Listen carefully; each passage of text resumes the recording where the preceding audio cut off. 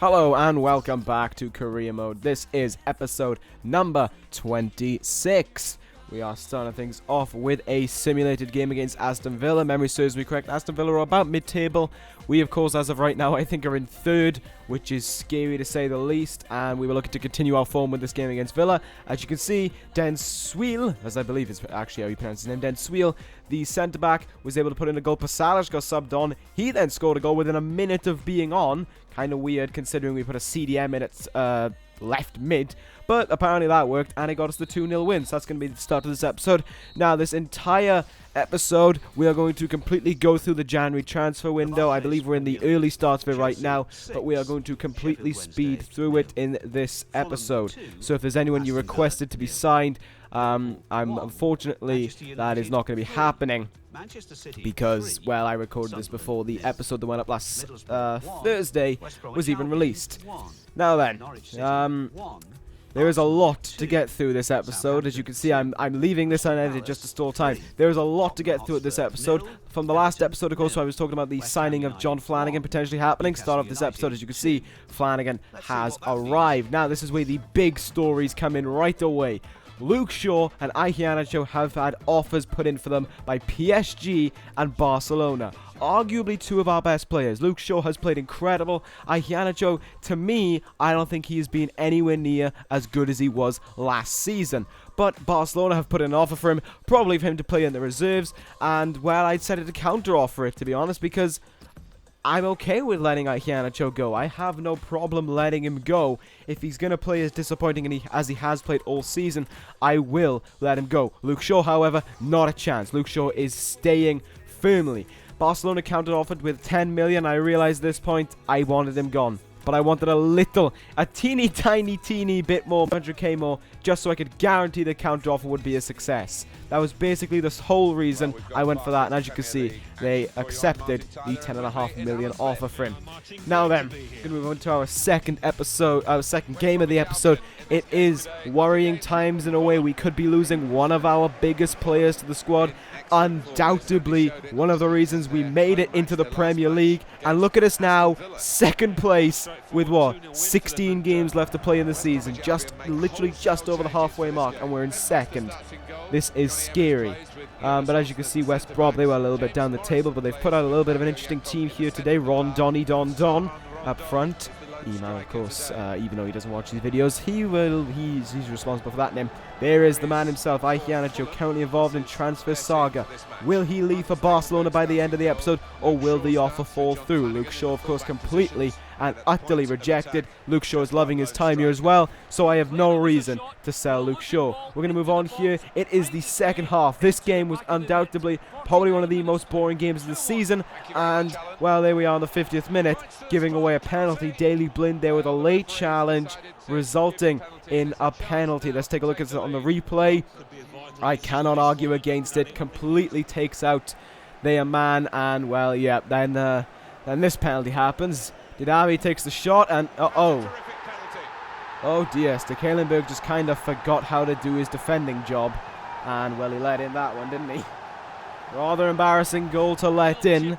You'll see it on the replay here. Now watch this. Stekelenburg there, looks like he can save it, and he jumps. It's a random one, and yeah, this game was so boring that I literally could only pull out one highlight from it. That is how dull the game was. 1-0 loss there to West Brom. Unfortunate, but that happens. Disappointing loss, however, considering we just came off a 2-0 win against Aston Villa. But, as I said, these things happen. Now we're going to move on. The first leg of the semi-finals for the Capital One Cup against Spurs.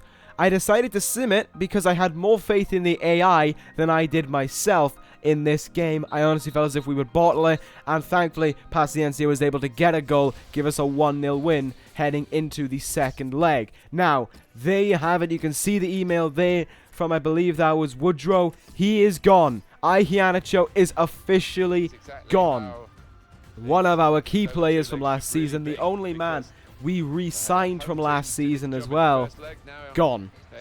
So it is now dependent on our current up front. Paciencia on loan, of course, from Porto, and Woodrow, the other striker who I believe spent the first season out on loan, and now he's back here.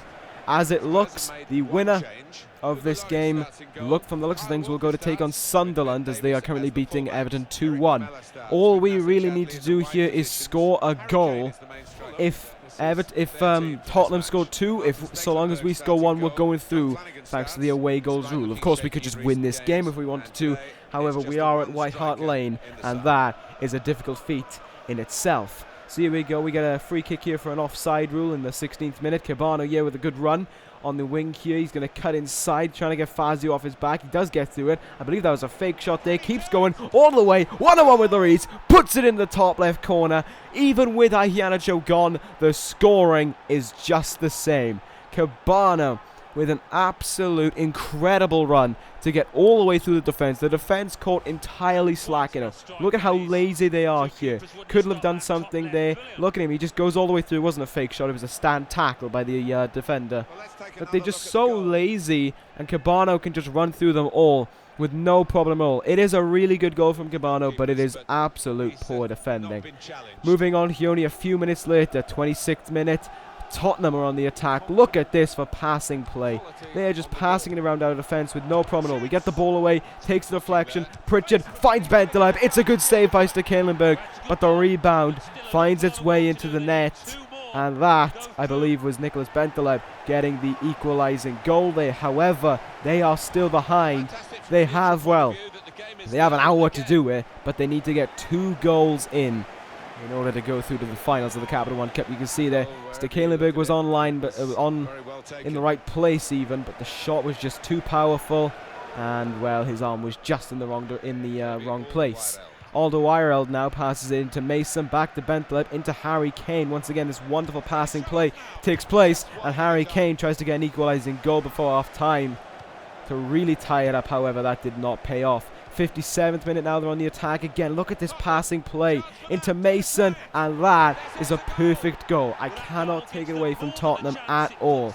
Mason there really put down the net and really proved that Tottenham's passing game, where they were just able to pass around our defence. Look at this. One touch passing for the most bit. Lamela could have gone for the goal, passed it off to Mason, and Mason made good on his open space. Tottenham ahead in this game, but of course, as it stands, they're not making it through to the final. They are still behind on away goals. Pritchard with a really good run, but he just hits it wide. Stekelenburg was not getting to it, and it was almost a winning goal there for Tottenham. Edmilson Jr. made a run here, and that's how good Lloris was in the second half.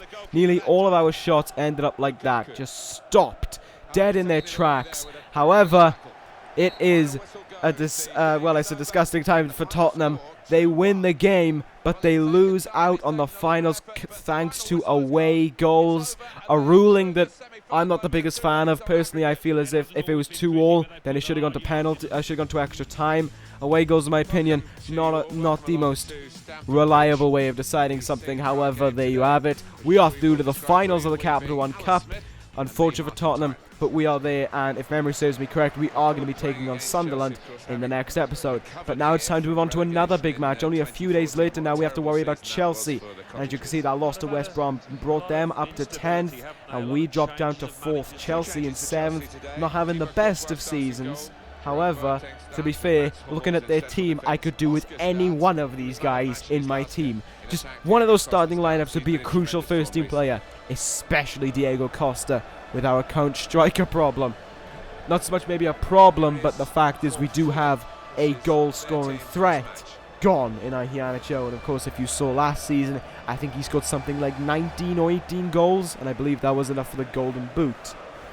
There you have it. There's our lineup. Once again, one of our strongest, and it didn't take long to attack here. Woodrow takes a shot in the 6th minute, but he was just wide. He turned on the ball, but it was not the best time.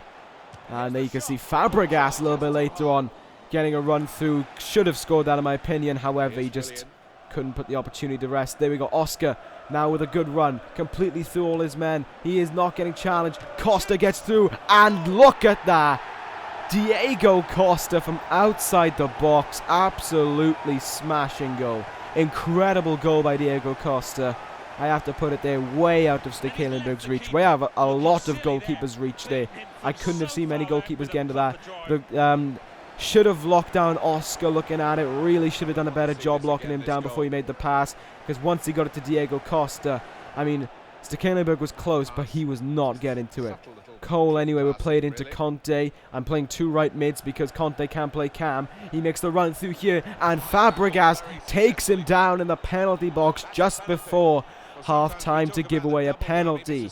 As you can see, Fabregas not happy about it. Here's the ruling on it. Now, to me, I'm not sure, because I was only able to see this one angle and I didn't check the instant replay, but it looked as if Fabregas got just a toe tip, as what you could say, the tip of his boot to the ball just before he took out Conte, but maybe the hit on Conte was more significant, so they had to give the penalty. Woodrow here steps up to take the penalty. Can he put us on equal ground just before half-time? The answer is yes, only just to the left of Courtois, to his right even. But thankfully, it was 1-1 just before half-time. Woodrow there getting a goal. Whether or not it would have been a goal if Conte didn't get taken down is, of course, up for debate. Probably wouldn't have been, to be fair. Chelsea's defence was really locking us down. But there you have it, 1-1. John Terry not looking happy there. I think that was John Terry. Probably Gary Cahill. Anyway, here's a replay of the penalty. Not the best penalty. Courtois, if he'd stretched his arms, he could have got that. Second half now, Chelsea on the attack again. 75th minute, Matic, who looks completely drained of stamina, going through here. Look at this.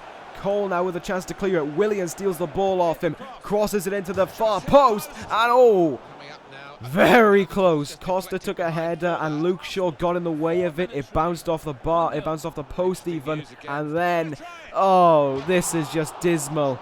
Dismal moments. 86th minute, chance to take the lead 1-on-1. Woodrow completely bluffs it. He messes up so bad. And that could have been the game-winning goal. Unfortunately, it ended 1-1. A draw there. If you look at it in the way of the league, well, we only had 2 league games this episode. So I believe that's, what?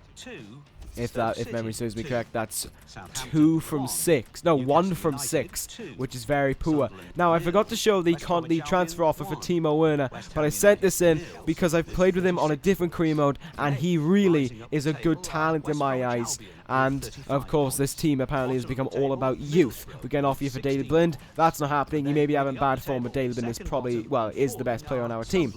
So that was not happening, but Timo Werner has been signed. I also looked at this guy, Ramos from Porto. Seems as if I'm rating Porto a little bit. 3.5 million for him. He's a squad rotation player, 74 rated, can play cam, can play centre mid. Perfect for what we need, because of course with our much more attacking formation, we need any backup cams we can get. There you go, some guy will be departing the club. He's probably, I think he was a backup right back that barely gets used. And there you go, in deadline day we make 2 signings, Ramos and Werner. Werner even, I think it is. If I forget to show the stats in the next episode, I will show them next Tuesday. So there you go, here's the table to finish off the episode. We're in 4th. The title hunt is close. 3 teams on the same points tally. Amazing to think we're in a Champions League position. Can we hold on to it for the rest of the season? And in the next episode, will we become Capital One Cup champions? That's the question to ask. I don't know. Take care though, guys, and ta-ra!